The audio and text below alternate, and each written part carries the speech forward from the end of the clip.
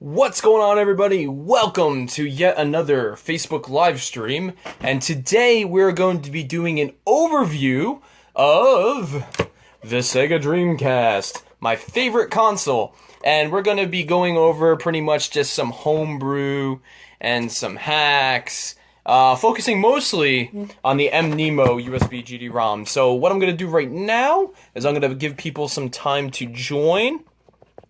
And, yeah, it should be pretty cool. So I see we already have two people. Welcome to the stream, everybody. Thanks for joining. If you missed my intro, we are pretty much just going over hacking and homebrew on the Sega Dreamcast, which is my favorite console. So, I'm going to give just about 2 more minutes to let, people come in and join, since this just got posted to Facebook that we are live. And, yeah, so this is going to be fun. So why do the Dreamcast? So we're going to do the Dreamcast on this stream because the Dreamcast... Oh, Jonathan Dogie says, I'm driving, so I got to go already. Oh, man, well, thanks for coming out. It was a pleasure having you, and I'll see you soon. Steph Fullweiler says, stream hype. Yeah, that's right, we got some stream hype going on. Heather Hutchins says, woot woot. Woot woot is right. So let's begin, everybody. So... if you missed my intro, this is what we're doing. Today, we're doing a hacking and homebrew overview in discussion format, so feel free to comment and ask questions whenever you want, and I will interrupt them, or I will interrupt myself and answer your questions, whatever you want. That's fine. So, we're going to be doing the Sega Dreamcast, which, as I said, is my favorite console.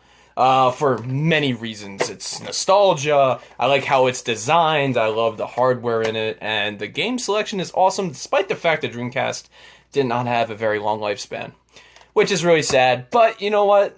Life happens. There's nothing we can really do about it now, although, for those of you who don't know, the Sega Dreamcast still gets games released on it till this day. There are independent developers that are making use of the mil-CD booting format to make games. Recent one, Redux is one. And there's a lot of others. For some reason, they escape me. So, what will we be covering? So, this stream will be covering pretty much the mnemo USB-gdrom adapter, which I will get to and describe what that is very soon. We will be going over using the mil-CD format to boot burnt games and homebrew and tools and whatnot. We'll be going over why we would be using a ODE for the Dreamcast, and like why you would want to boot backup games, and like just why, like why hack this console? Why? It's so cute. Why would you mess with it? So there's a lot of reasons. So let's start off with some of the different hacks that we have for the Dreamcast. Okay, some of them I don't actually have here, but I'll still talk about them. So the Dreamcast itself, some of the hacks that we have, like I said, we have the ability to boot backup games, which means games that are reconfigured in a way to allow them to be booted off of a CDR.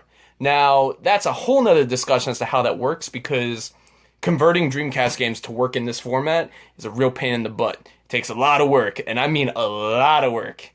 It's, and like from the user side, it looks like it's really easy because you just download a game and you burn it and you boot it, but for people to get games to get to the point where you can actually download them and burn them, it takes hours and hours and hours of work. And there's still games today that you still cannot download and burn to a disc and have them work correctly. And one of the major games that actually happens to, and I think I actually have it right here, and let me check real quick, I'll show you, is a copy of... do I have it? Oh, please tell me I have it. Let's see.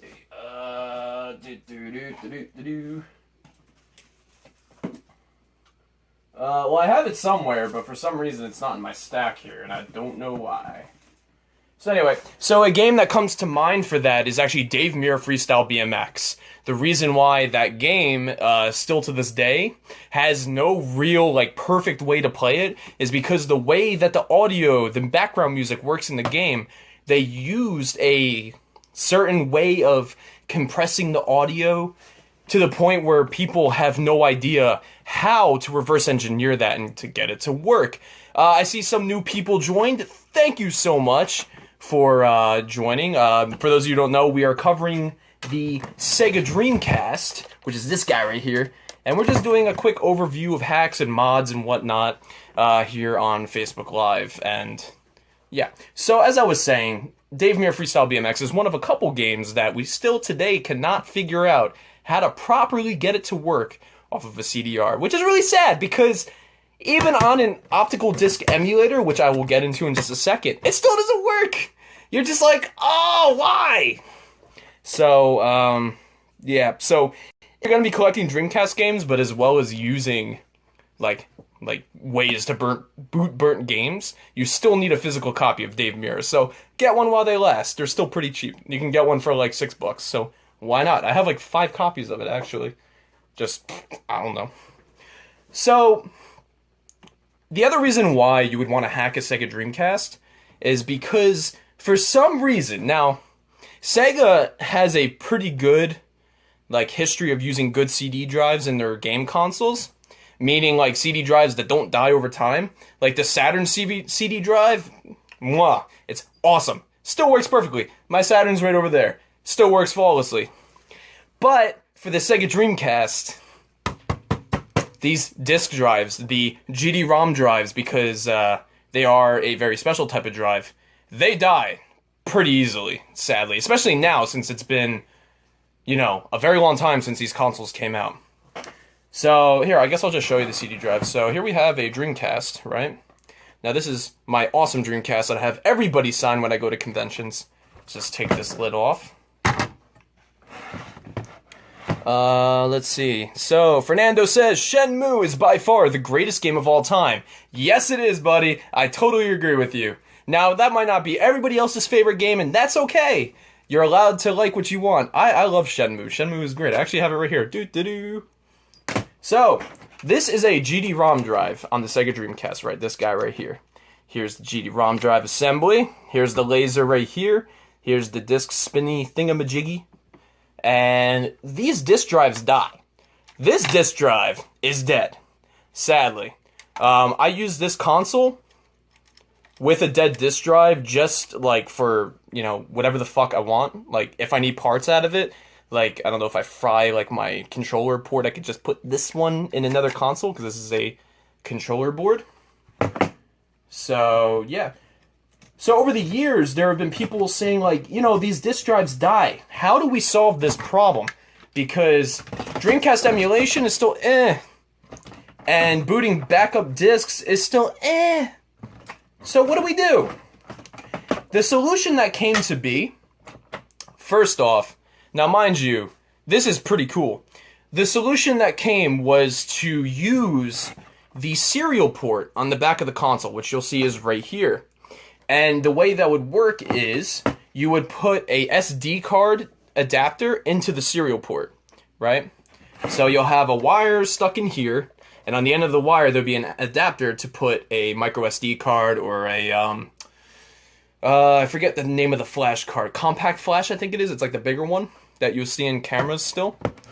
And you would use a special disc called what is it called? I don't remember. It's made by the DC-SWAT team. I forget. I'm sorry. It escapes me. But that would boot you into a certain operating system that is smart enough to look at that adapter and the storage within it and find images of games. So you would boot games off of the SD card plugged into the serial port in the console, which is cool. But that brings us to another problem. And the problem with that is the SD card causes a pretty nasty bottleneck. And you get the behavior. Sorry, I think my phone's overheating slightly, but that's okay, because we're going to keep going. Like I said, the problem with that is that adapter, the SD cards and whatnot, they create a bottleneck. So you get slow loading times going into the serial port. And for some games, due to the way they're programmed, that causes just weird issues like FMV sequences, videos playing during your games being all weird because they can't buffer fast enough. They can't load fast enough, or things like that. Or games just not being compatible for whatever reason, because a lot of games, Shenmue is a great example, are programmed very specifically for the hardware in the Dreamcast. And when they're being loaded off of a different medium, they kind of don't work correctly. Sadly, there's no real way around that since we don't have the source code to these games to be able to reprogram them, because we just don't. That's just the way it is. Sadly. I would love to look at the source code for Shenmue. Oh, the things I would do. Oh, we would have a rideable bicycle, and for those of you who are in Shenmue 500K, you know what I'm talking about. Let's see. So, Fernando says, mine got stolen. Brazil really sucks, bro. I had it since launch, now it's gone. You should help me out and get a new one, just saying. Smiley face. Fernando, that's horrible, man. I remember you were telling me that, when you came here to the US, when we were hanging out, and, like, I feel you, man. Brazil, uses which region for consoles? Are they on NTSC? I'm not sure. I know they don't use PAL. I don't know if Brazil has its own region in the back in like 1999 for video game systems. Diego says, "Hey Mambo Jambo, what's up, bro? Thanks for joining." Steph Fulweiler says, "So, in your opinion, what's the best resource for finding out info in the homebrew world?" For the Sega Dreamcast, I would recommend going to Assembler Games. If you just Google Assembler Games, you'll find their forums. Those guys are super knowledgeable. A very good resource for Dreamcast homebrew stuff also is the dc-swat website, which is mostly in Russian, but the site translates pretty well with Google Translate, so you can get a lot of tools off of there. You should also check out Shenmue Dojo, because a lot of people there fill in information, including yours truly. And if you want to get like specific game stuff, there's not many websites that exist for specific game homebrew information. However, myself and two other people have created a mods database for Shenmue, at least. So at least Shenmue is like very documented when it comes to homebrew stuff. Anyway, so moving on. Let's see. Steph Fulweiler says, "Haha, but of course, thanks. No problem." Dreamcast homebrew, it's kind of like spread across the internet. Like I said, there's the dc-swat website, which is all in Russian. Shenmue Dojo has a lot of good stuff. The Assembler Forums definitely does. The Shenmue Translate Subs website has a lot of tools you can use. And also, there's just a lot of people in the homebrew community that would, love to help you and whatnot. So if you go to Assembler Games, their forums and whatnot, everybody there is pretty knowledgeable on all this stuff. Anywho, so while we have SD card loading in the back of the console, like I said, through the SD, or through the serial port, as I stated before, that does have problems. So, what is the next step to do to be able to replace the disk drive so that we can have a way of preserving these consoles in a way where there's no failing hardware? And the next step to do that is, like, why don't we just produce aftermarket disk drives, right? That was a thing for a while. And the problem with producing aftermarket disk drives for the Dreamcast, because mind you, these are not normal PC drives. These are very proprietary disk drives. And the reason being is because Sega was using proprietary disk formats called GD-ROMs. And a GD-ROM is, from a technical aspect, is layered very much similar to a CD-ROM. Actually, I'll show you a GD-ROM disk. So here we have, of course, a Japanese copy of Shenmue 2, and I'll show you a GD-ROM disk. So, this is a GD-ROM. Looks exactly like a CD, kind of looks more like a DVD on the back. You can't really see it too well on camera, but there's an inner ring here. And yeah, so it's just a normal disc. So you'd be like, oh, why can't we just put a PC drive in the Dreamcast?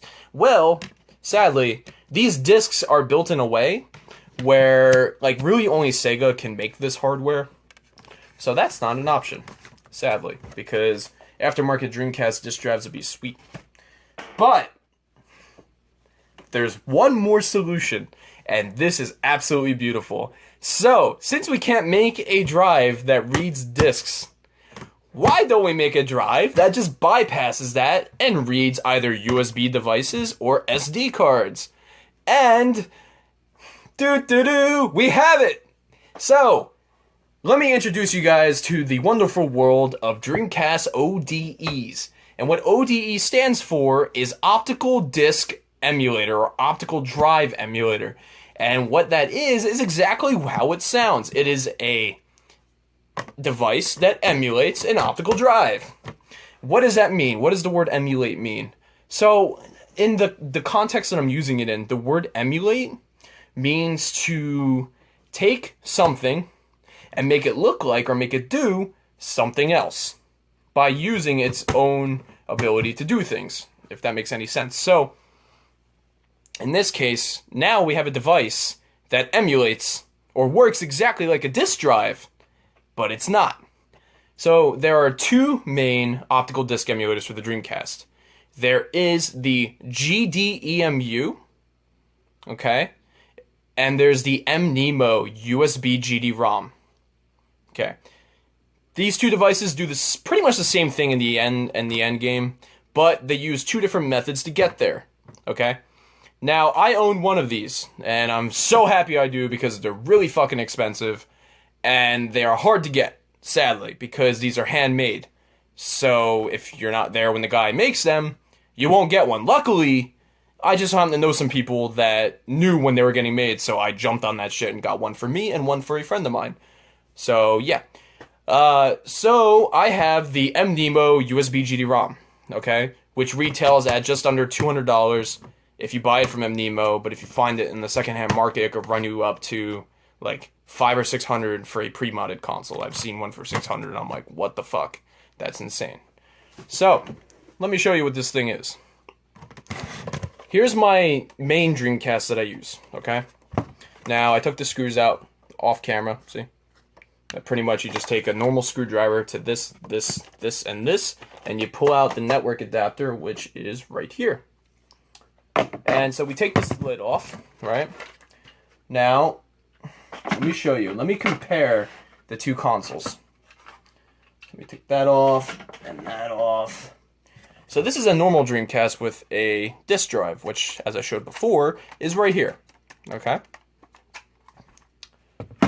Now this Dreamcast looks like this, okay? Little different. And what you'll notice, and sorry that the camera's a little Facebook streaming is kind of crap. I might not do too many more of them. I might actually move over to Twitch or YouTube. And so you'll see here that the disk drive is missing. So you ask yourself, hey James, so if the disk drive is not there, where's the ODE? I don't see it. Well, the optical disc emulator is literally just a chip with a USB port on it, and the connector to plug it into the motherboard. So, the actual optical disc emulator is tucked in under here. You can kind of see a part of the chip right here. And you'll see the USB port is right here, right? Here you can kind of see. It's a duplex USB port, but I think mNemo does that just to get the height to be able to have it right here, because one USB port is too small. So, Steffel says, you would be absolutely perfect for Twitch streams. You got the personality and quality for it. Aw, thank you so much. I appreciate that. Aw, you're so cute. So, now, how do we get this to work? I showed you what's in it. How do we get it to work? So, my device, now, hold on, before I do that, the main difference between the GDEMU and the USB-gdrom is that the GDEMU takes SD cards. The USB-gdrom takes, as it's called, USB sticks, USB hard drives, USB adapters for something else, like SD cards or whatever. Personally, I use a 128 gig, USB stick. Now, this is a USB 3.0 stick, but that doesn't matter because the GD-ROM drive comes with a USB 2.0 dock, so even if you use a 3.0 stick, you're limited to 2.0 speeds, which is fine. These games still load pretty fucking fast, which is awesome. What was I gonna say? The other main difference is that the GDEMU does a per image mount by use of a hardware switch, if I remember correctly. I actually don't have one, so I could be a little off on that.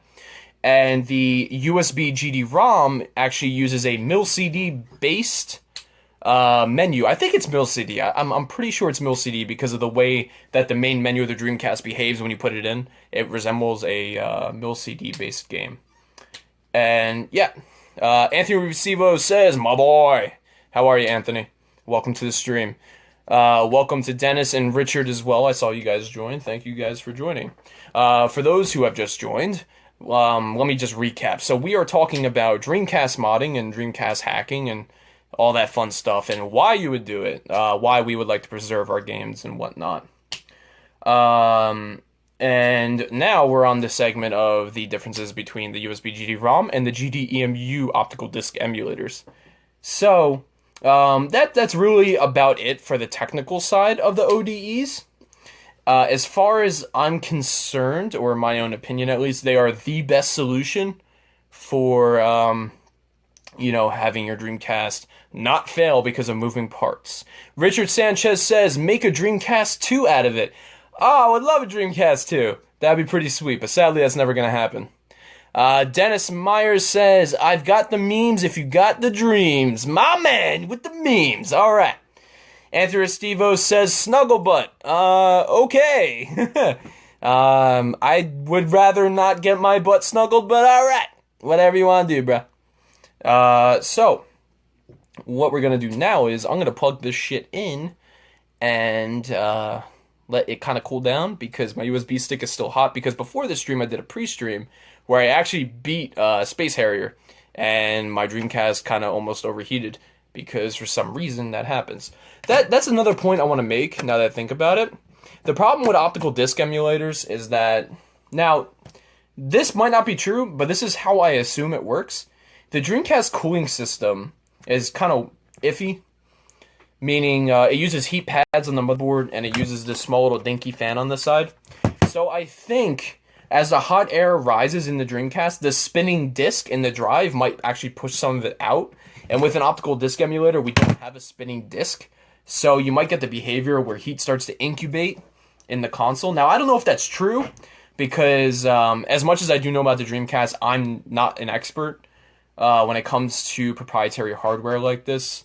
So I could be wrong about that, but I assume that happens because, it just does. Like, this Dreamcast is pretty clean. There's not much dust in it, but it still overheats more than a console that has a disk drive in it. So I assume that either the USB stick is getting hot because it's being accessed so much because of the mounted GDI dump, which is the disk dump, or, just heat from the entire console rising up. So, let's see. Richard Sanchez says, it might be magic. Blast processing magic. That's right. Anthony Restivo says, link an Arctic glacier to it. I would, but an Arctic glacier means water, and water plus running hardware equals magic puff of smoke. Poof. And we have a dead Dreamcast. So, let me put this Dreamcast back together, let it cool down, and then I'm going to hook it up and I'll show you. And in the meantime, let me tell you something about mil-CD. So, let me put this back together. Oh, wait, that's the wrong lid. Hold on one second. So, let me put this one back on here. And we'll put this guy back on this one. So, I mentioned before something called mil-CD. So, what is mil-CD? So, the Dreamcast, a lot of people may not know that the Dreamcast can boot 3 types of discs, okay? You have your GD-ROMs, your GDI discs, which is a standard Dreamcast game. You have CDs, like audio CDs. The Dreamcast can play those. And then there's a third boot medium, quote-unquote, called mil-CD, okay? So, let's see. Heather Hutchins says PFM. I'm not sure what PFM stands for, so if you would like to comment what that stands for, I would be so happy. Diego Rayner says, which one is your favorite character on the Shenmue series? That's actually a very hard question to answer, because I like a lot of the characters. I do name... my username that I go by in the Shenmue community is ShenGoro86. The Goro in that name, citing Goro from Shenmue, the Yo Bro guy. I really like that guy. So he's pretty cool.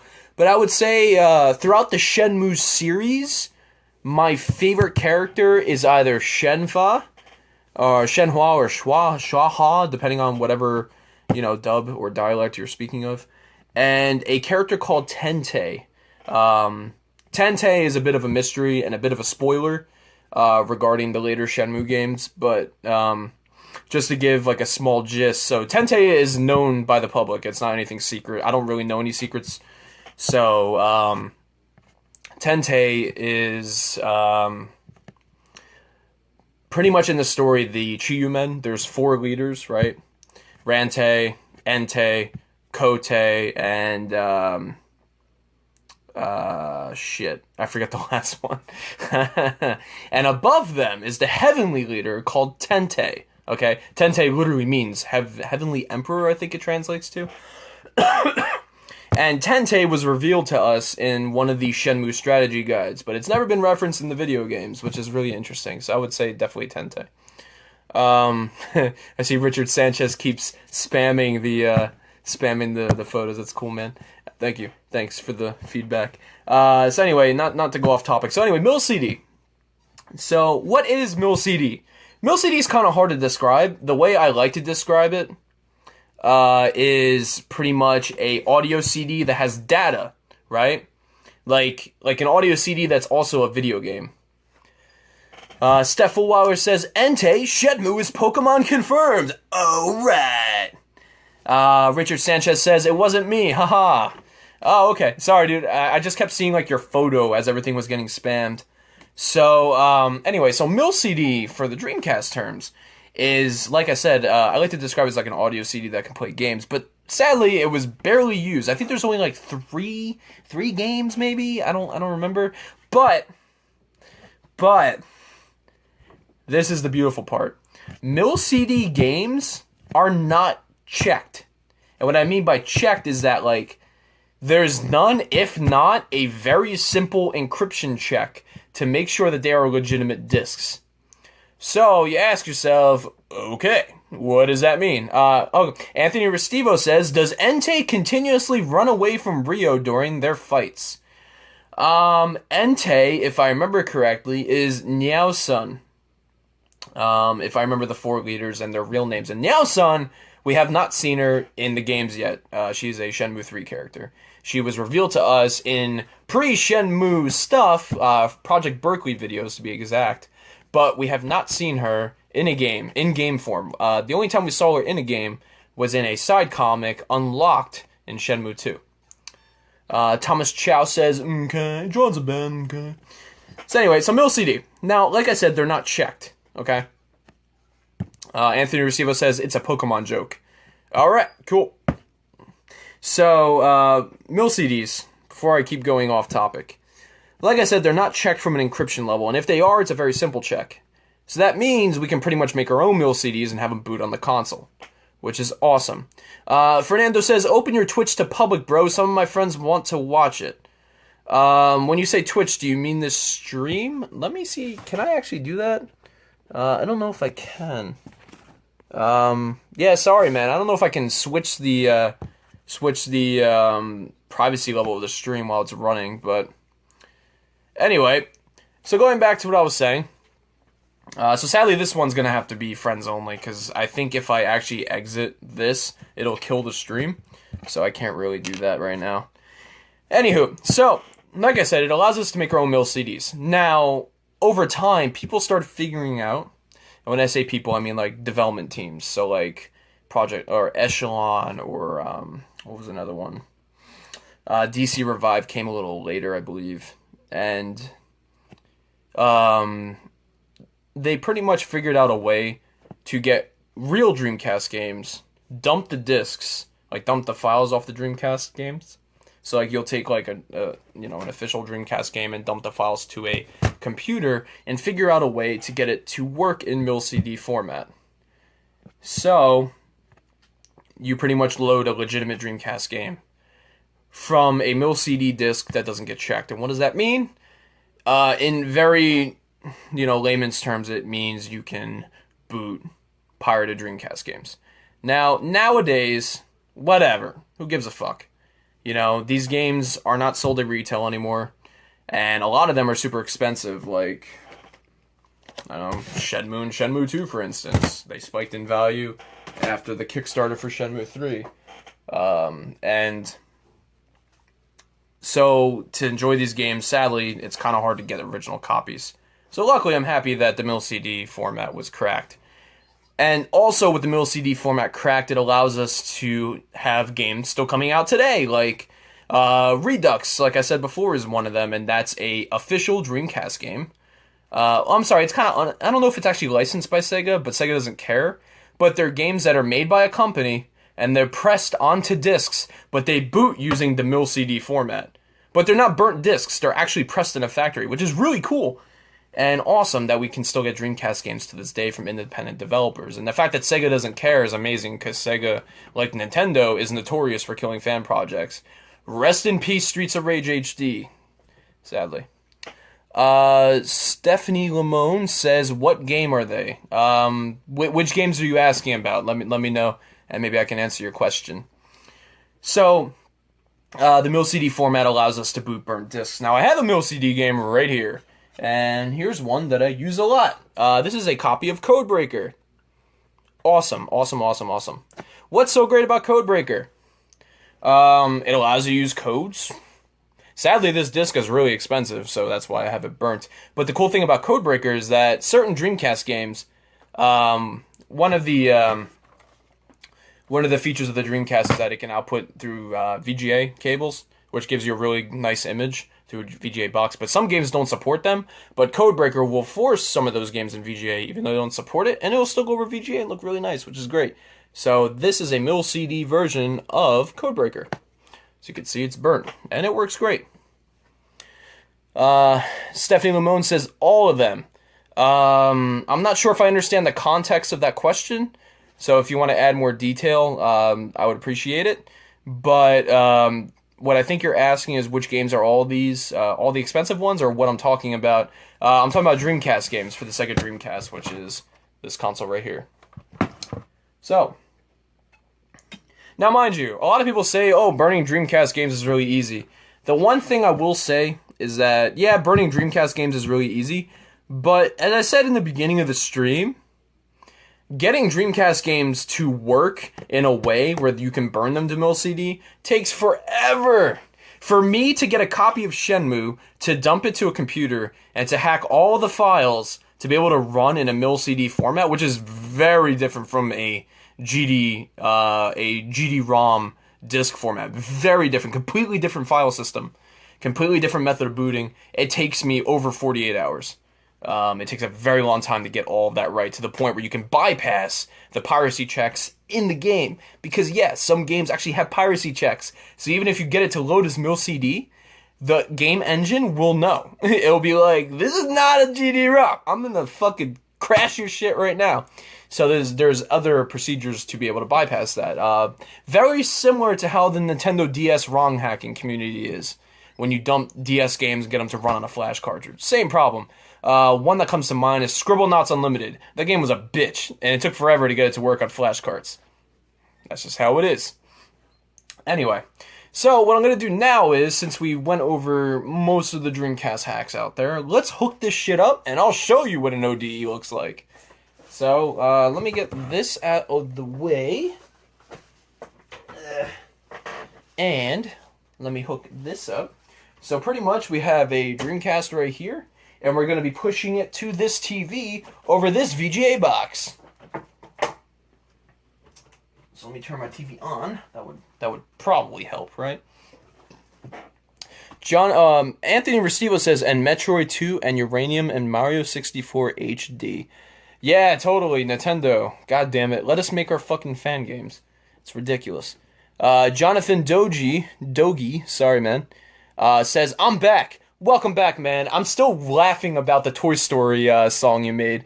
We're getting Shenmue 3. It was great. And I'm happy to have made a very tearful cameo in it. So, let's turn this on, shall we? We gotta plug in the controller before we turn it on. And not a lot of people really know that for some reason. The Dreamcast, the controller board that's in it that controls the controllers, it actually, there's a capacitor on it that blows really easily if you plug in controllers while the system's on. So, word of the wise, don't ever plug in controllers into a game console while it's running. Very bad idea and a mistake that a lot of people make. Like, I'll go to my friend's house and they'll be like, yo, let's play this. Plug in this controller. And I'm just like, ugh, shut it off, please. Oh, man, especially as this shit gets more expensive. Like, God forbid, somebody plugged in a controller into, like, I don't know, a Neo Geo AVS? Or AES, sorry. Because, like, that console is super expensive. And you just blow the controller ports. So, let's turn this on. So, do-do-do. You hear the beeping? It's because my CR2032 batteries in here are dead. Let's see, if I turn this off, does it look better?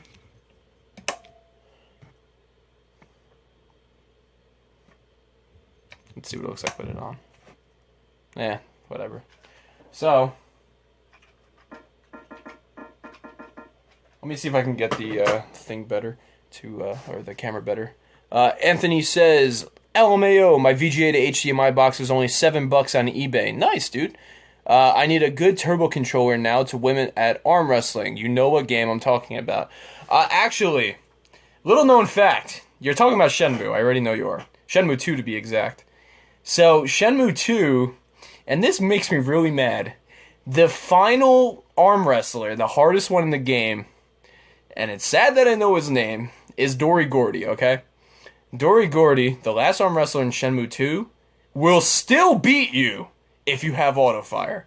Fuck that guy, okay? But if you beat Dori Gordy, however the fuck you've pulled it off, the only person I know who has ever beat Dori Gordy, I've never beaten him, mind you. I've never beaten Dori Gordy. He's fucking tough.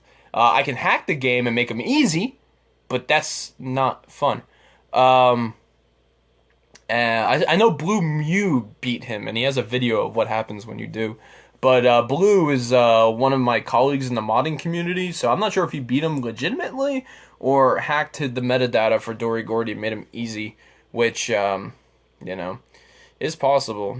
We still need to document that, how to do that on the Shenmue mods page. Jonathan says, yes, I couldn't always win with the turbo. Yeah, dude, exactly. You know exactly what I'm talking about. Need the Bruce Lee thumb. Yes, you do. Thumbs up for that, from my man Bruce Lee. You know, you just need to get, like, that Shenmue power. Just be like, all right, Dory, it's time. On your finger, and then, boom. It's funny, because Dori Gordy, like, pretty much, if I remember his bio, he's, like, a dancer. Like an exotic dancer. Like, he gets his fucking jig on, you know what I mean? And he, like, kind of hits on Ryo when you beat him, and he's like, it's so funny. I think he even calls him cute, or something like that. I forget what the dub is, but anyway.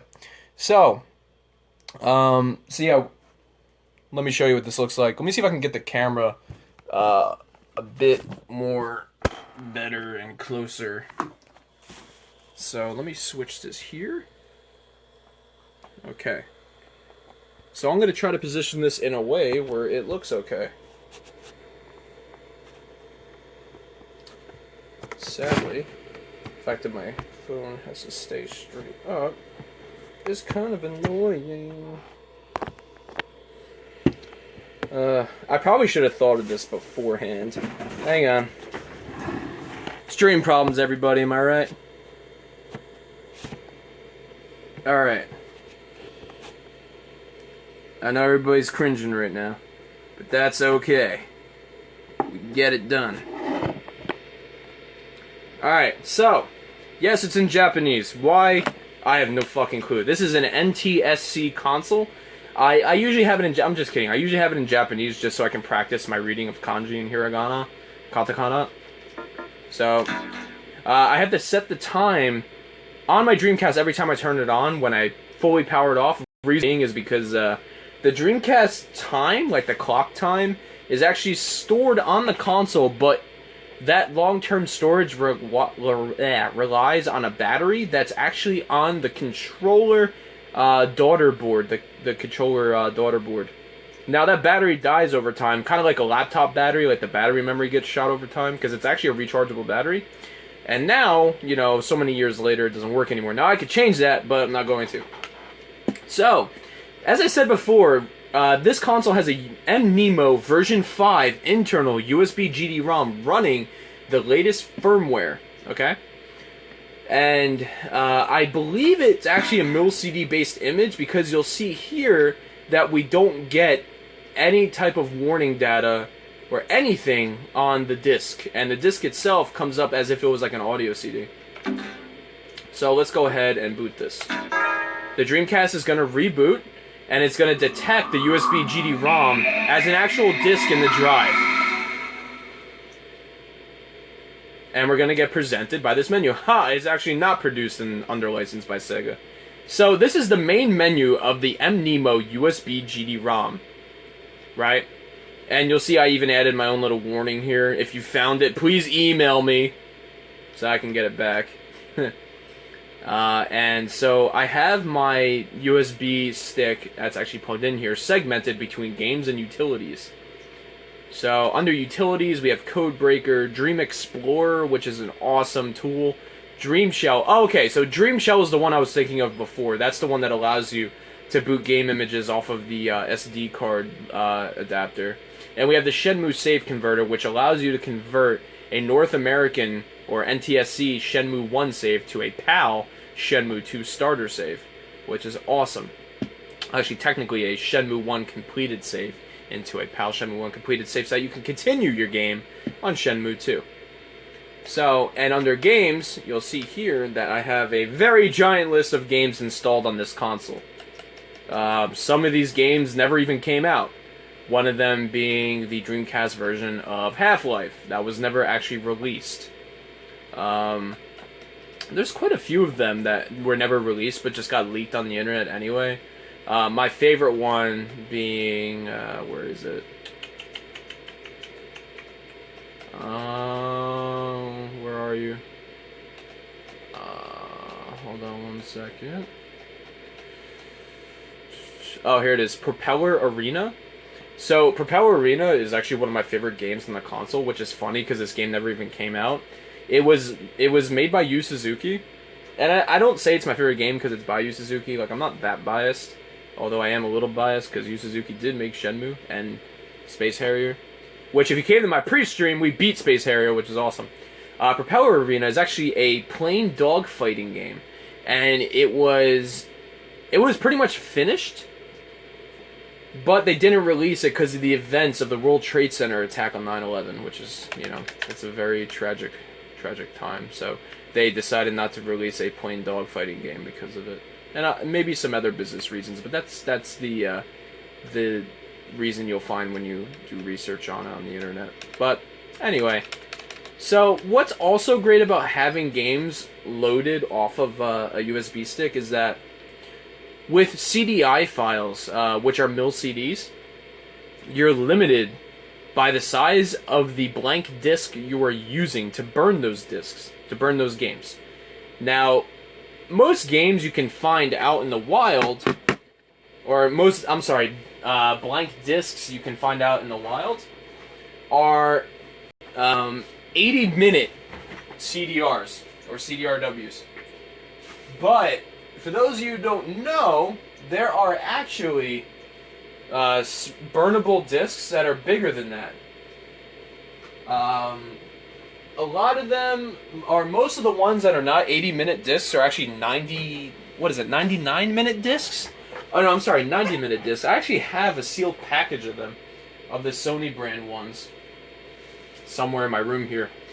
And you can burn oversized CDIs. Now, like, when you convert a Dreamcast game to mil CD format, you actually have to, like, cut stuff and, like, downsample audio to make it fit.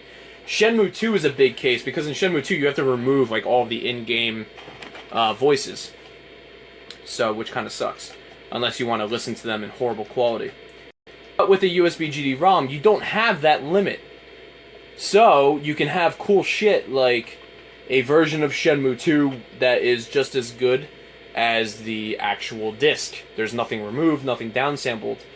But you could also do mods, which is awesome. And right here, I have a 1 GB oversized CDI version of Shenmue 2 with English speech. Now, mind you, Shenmue 2 was never released anywhere with English voice acting. It was always Japanese only or Japanese with English subtitles. But some hackers out there took the Xbox audio from Shenmue 2 for the Xbox and converted it for the Dreamcast, which is super awesome. So, you know, we're able to load them right off of our USB stick. And yeah, so that's pretty much it. So what I'm going to do now is I'm just going to pretty much show you a game running off of the USB stick here. So we're going to take Shenmue 2 PAL with English speech, and we're just going to load that. And there you go. So the Dreamcast is going to reboot.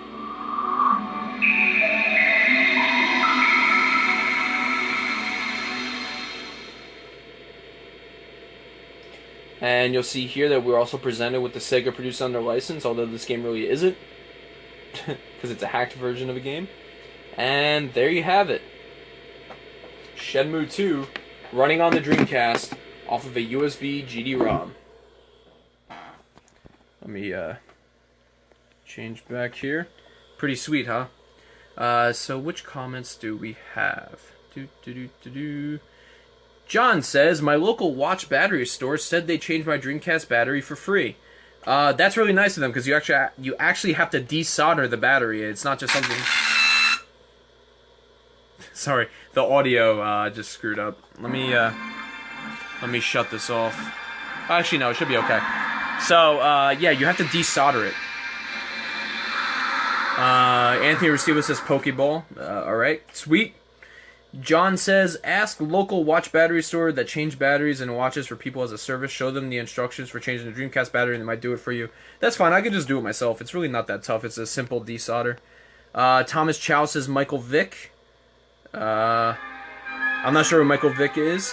Anthony Restivo says CDI, my boy. Nice, yeah. Zelda CDI. Anthony also says, isn't this illegal? Technically, yes. It's against copyright law. But nobody really cares. Nobody's gonna come after you for it. Unless, like, you're actively sharing these Dreamcast games and, like, blowing it up on social media. Steph says that was a terrifying sound. Yes. Sorry, I forgot that it actually happens. So, oh, the game's actually loaded, so. See? Oh, I fucking love this game. And you'll see that it's actually English audio. So just to prove it, you'll see that it's actually running off the USB stick. I shall wait. This encounter has been my destiny since ancient times. This is so fucking cool. I can never get over how awesome the Dreamcast hacking scene is.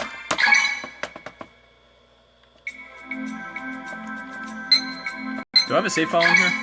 Ooh. Oh, that's a cleared file.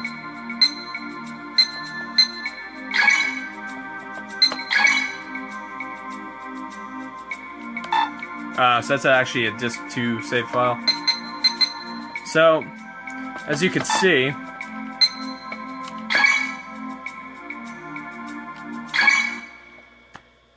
it loads perfectly fine. So here we have Shenmue 2, like I said, running off of a USB stick. So, pretty sweet. Yes! Double yes!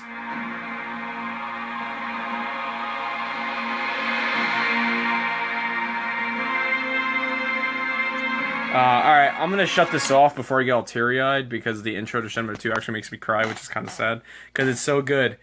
So, let me put my my little phone back here, back to where we were. And yeah. So, that's pretty much everything that I have to say on this stream. If you would like to ask any questions, feel free. I'm pretty much always on Facebook. I'm always connected. So if you have any questions regarding Dreamcast stuff, feel free to shoot me a message. You know, really whatever. Post on my timeline. I don't really care. Post a comment here even after the stream is done. And yeah, so I hope you guys enjoyed the stream. You're welcome to leave any type of like feedback that you want. You can just be like, James, great stream, or be like, James, I thought you could do this better, that better. That I would love to hear that. You can even be like, hey, James, you're a fucking idiot. I don't care. That's fine. Whatever you want to say to me. Steph Fulwar says, "Oh, what a great stream! Thank you. I appreciate that." John says, "I was driving offline, but did you hear about watch and battery stores?" Yep. I made a comment on it. To show those what I'm talking about, let me show you real quick. I'll show you on my Dreamcast here. Also, for those wondering, all these signatures are mostly YouTubers. Like, YouTubers that I meet at, like, conventions and whatnot. So, like, for instance, I got Super Bunny Hop right here. I have Danny Sexbang somewhere. Where the hell is Danny's signature? I think it's, like, right there, which is pretty sweet. On the inside, I have Shady J from the Game Chasers, which is awesome. I have Laura K. Buzz, who works with Jim Sterling.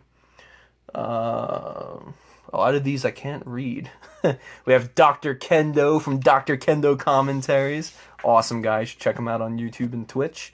We have Pat Contry, Pat the NES Punk right here.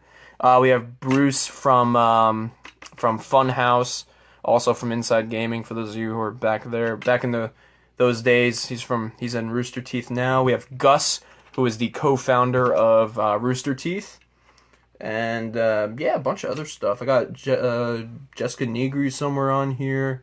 I have Marcin Gulick from Sega Nerds. Awesome. And, yeah, a couple other people. We got Chris O'Neill. Oni, for those of you who don't know. He made Dragon's Ball PP and that very famous Harry Potter parody where it's like Leviosa. The guy who actually created that Sign My Dreamcast right here. Chris O'Neill. Awesome dude, by the way. He's a really nice guy. So, yeah. So, let me show you real quick. So, the battery that I'm talking about is this guy right here. This is the battery that you need to change to be able to fix the problem where the Dreamcast does not remember the date and time. The problem with this battery is that you can't just pull it out. It's actually soldered into the board. So, you need to actually desolder it, like, way down here. And then pop a new battery in. And then you turn the Dreamcast on to give the battery juice, because it's a rechargeable battery, so you have to juice it up. And, yeah. So, that's about it. Anyway, so, thank you all for coming out. I appreciate it. It was a fun time. I really enjoy doing these streams. This might be one of the very last streams I do here on Facebook, because I kind of want to start streaming in HD with this stuff, just because I do upload it to my YouTube channel after, and, it will give me a lot better options. So, I just need to kind of situate this bedroom that I'm in right now to be able to stream properly. So, John says, batteries plus saw the instructions and gave it, and they said, oh, that's easy, I'll just do it for free. Oh, that's pretty cool. To be honest, like, I'm sure they could do it, but I kind of don't trust other people with my Dreamcast, because, like, if they break it, I'll be really upset, so I'd rather just do it myself. Unless, like, you take the controller board out of the Dreamcast and just bring the board to them, and they could do it then. That'd be pretty cool, but then you can't test it unless you put it back in the Dreamcast. So, and if they put the wrong battery in it, then that's going to be a really bad time. So, yeah. I'm going to end the stream here, and, like I said, thank you all for coming. If you want to leave any feedback, feel free to leave comments on this video after we're done, or just shoot me messages, tweet at me, whatever you want to do. If you have any questions regarding anything you saw on this stream, I am more than open to answer whatever questions you want. I'm always connected to my Facebook Messenger, so, feel free to message me. I would really appreciate it if you guys checked out some of my other social media stuff. You can find me on YouTube at youtube.com/LordConti, one word, like the FLCL character. You can find me on Twitter, twitter.com @Shenry6.